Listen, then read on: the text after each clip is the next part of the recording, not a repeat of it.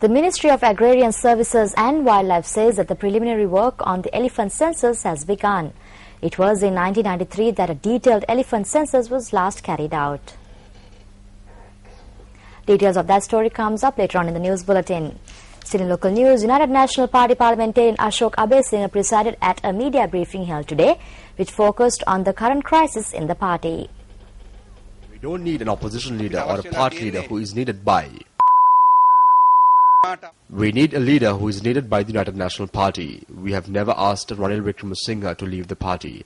The combination of Karu Jayasuriya and Sajith Premadasa is like the combination between Premadasa and J.R. Jayawardena and Premadasa made a significant change in this country in 1977 and created a massive transformation. This massive transformation can be created once again through the combination of Karu Jayasuriya and Sajith Premadasa in order to steer the country towards development. Everyone will be able to witness in the future the manner in which stalwarts will enter the party, take up positions, and this party will move forward. The MP also expressed his views regarding the Colombo Municipal Council elections.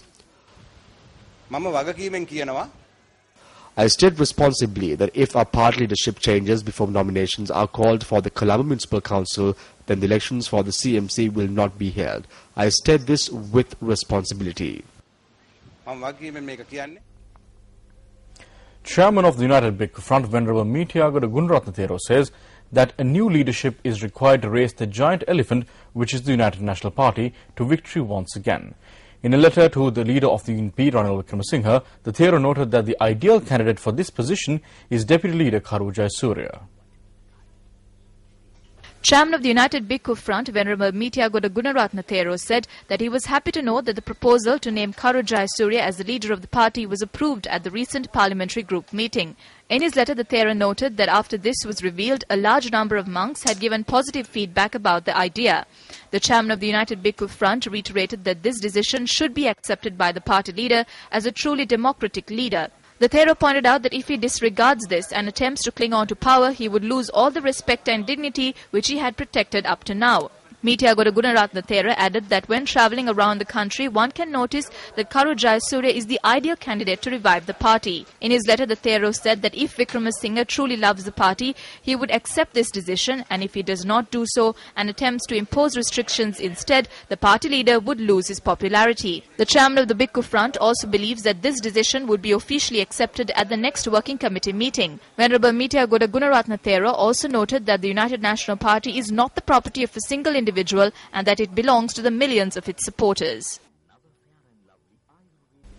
Taking a look at one of our earlier stories, the Ministry of Agrarian Services and Wildlife says that the preliminary work on the elephant census has begun. It was in 1993 that a detailed elephant census was last carried out. According to the Ministry of Agrarian Services and Wildlife, the elephant census will be carried out in 1,525 areas across the country. Close to 5,000 officials attached to the Wildlife Department, Army, Civil Defence Force, police and representatives of volunteer organisations are participating in the 3-day elephant census that would be carried out on the 11th, 12th and 13th of this month. These officials will be deployed in their respective areas today, while the census is scheduled to begin tomorrow. The Mahaweli zone, which has been identified as the main zone for the elephant census, would see officials deployed in 317 areas. The subject minister explained the objectives of the elephant census on several occasions. There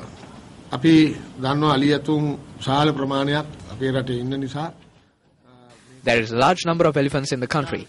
We can use them to improve the tourism industry. We will create observatory areas where these elephants could be viewed.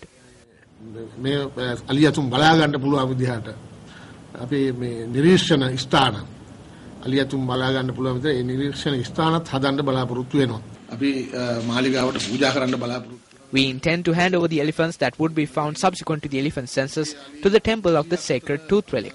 Back then, close to 300 elephants were used for functions and peraharas. However, this number has dropped to about 100 today. We need to at least increase this number to 300. This is not a census that would hand over elephants after counting them. The elephant census is different from the other program. It's two different programs. Subsequent to these statements, several volunteer organizations withdrew from supporting the elephant census. As environmentalists, we need to stress that this project is being carried out based on the needs of the government and also the minister. As environmentalists, we decided to support this census. However, subsequent to the minister's statement outlining the objective of the census, we decided not to participate in this project.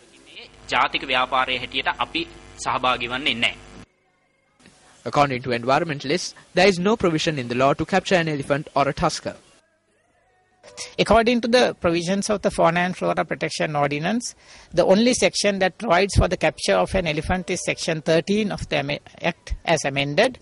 And according to the Section 13, a person is allowed to capture elephant, or the DWLC is allowed to capture elephant only if that elephant is causing or is likely to cause any harm to the houses and other properties or the people's lives in an area where the elephant is roaming, or if the elephant is likely to come into contact with human beings or property, including cultivations. However, they have no provision to earmark a particular elephant, calf or tusker and capture it.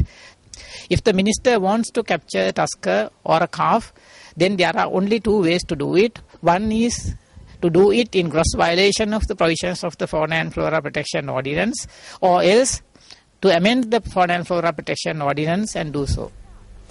Indian President Pratibha Patil has rejected mercy pleas from 3 Tamils convicted of the 1991 assassination of former Prime Minister Rajiv Gandhi. Officials say that, in theory, the ruling paves the way for their execution. In a last formal hope of escaping capital punishment, the appeal was filed with the President by the 3 men convicted of the assassination. The men belong to the LTTE and have been convicted of plotting the May 1991 killing of Rajiv Gandhi by a female suicide bomber as he addressed an election rally in Sri Perumbudur in South India. News First engaged in yet another public service as it donated equipment to keep the surroundings of the Mahayangane Rajamaha Vihara clean. The Mahayangane Rajamaha Vihara is a place of worship which is frequented by thousands of pilgrims daily. As a result, the disposal of garbage has always been a problem for the temple. News First helped in this task by donating waste bins for the disposal of garbage and also by putting up signposts which advise pilgrims on how to dispose of waste. News First, which is respected by everyone, intervened in this task and carried out this yeoman service. They have prepared and fixed the necessary waste bins.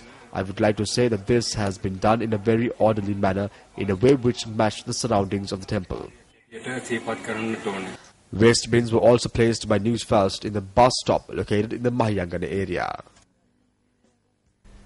The National Chamber of Exporters states that the economic crisis which is currently engulfing many countries in the world is having a negative impact on the export sector in Sri Lanka.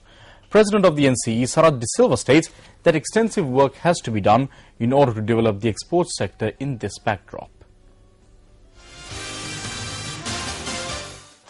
A media briefing was held in Colombo yesterday regarding the 19th annual NCE Export Awards. The unveiling of the NCE Export Awards trophy, which is presented for excellence in the export sector, also took place yesterday. MTV MBC are the media sponsors for the NCE Export Awards this year as well. The Capital Maharaja Group has been supportive of this organization and this event for a long time now. And we have 2 of the oldest tea exporting houses in our group. And as you know, we have media in all 3 languages. We are very privileged to be part of this, and we really support this effort because we think the export sector is critical to the development of this country, and all of us need to put whatever effort we can into helping this sector to develop. We are reaping the peace dividend and having one of the most stable governments in the world. We still have challenges to face every day. Our exporters have had to deal with the unrest and the turmoil in the Middle East, commencing from Tunisia, Egypt, Jordan, Libya, Bahrain, and further deepening crisis of uncertainty in the region. These being our prime tea markets, our prime food markets, we have to stay, hold and expand with determination.